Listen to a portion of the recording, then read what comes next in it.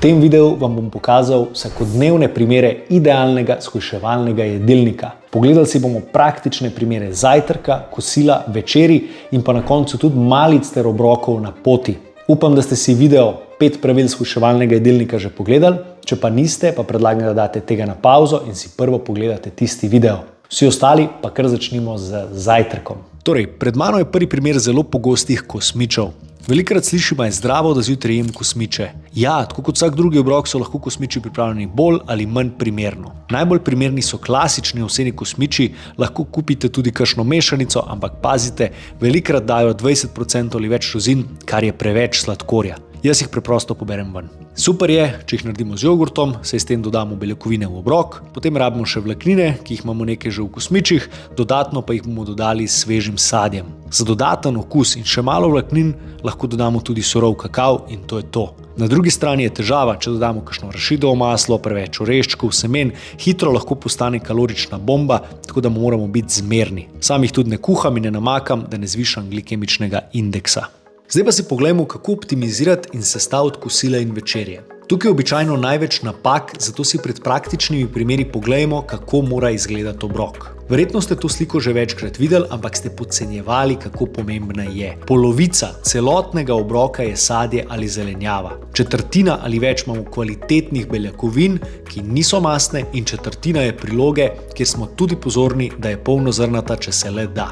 Kaj s tem rešimo? Že samo sestavo smo izpolnili pravilo, da imamo v obroku vlaknine in beljakovine. Poleg tega pa, ker je polovica vsega sadje ali zelenjava, je tudi kalorična gostota tega obroka manjša. S tem smo pokrili kar 2 pravili shujševalnega jedilnika. Poglejmo si prvi primer. Tukaj imamo tipičen primer kosila. Zvrhan krožnik testenin, ki običajno niti niso polnozrnate, mastno, mleto svinjsko meso in gora parmezana. Kako narediti ta obrok bolj zdrav in bolj shujševalen? Porcijo omejimo, zberemo polnozrnate testenine in manj mastno goveje meso. Parmezana je malo, za okus in ne glavni obrok, ter dodamo veliko skledo solate. Pri takem obroku brez težav dodamo tudi eno čokoladico. Namesto polnozrnatih testenin lahko zdaj v trgovinah najdete že super testenine iz čičarik, leče ali drugih stročnic, katerih hranilna sestava je še boljša. In to je to pri kuhanih obrokih. Zdaj pa vem, da boste rekli, da nimate vedno možnosti tako sestaviti obrokov in ste velikokrat na poti, kjer je treba kupiti nekaj na hitro. In zato si bomo zdaj pogledali primere malic in hitrih obrokov kar iz trgovine.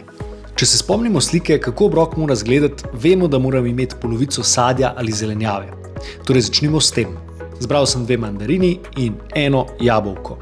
S tem imamo rešeno polovico obroka. Zdaj gremo pa po prilogo kruh. Izbral bom polnozrnato kajzerco.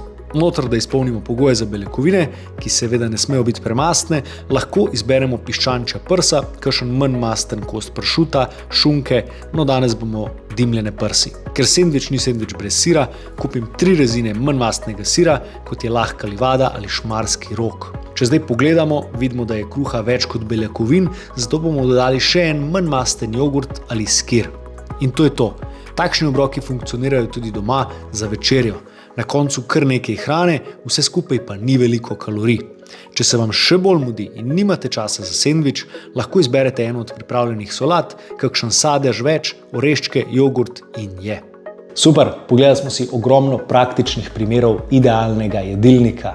Nažalost pa v teoriji vedno vse funkcionira, v praksi pa malo manj in to hujšanje še kar ne gre. In če rabite dodatno podporo, tisto brco v rit, vas vabim, da si pridružite našemu domačemu shujševalnemu programu, kjer vam nudimo vse zelo strukturirano, podrobno in pa predvsem praktično. Notri imate vadbene videoposnetke, nasvete, recepte, skratka vse, kar rabite za celostno hujšanje in naj bo to zadnje v vašem življenju. Povezavo najdete v opisu tega videoposnetka in upam, da se vidimo.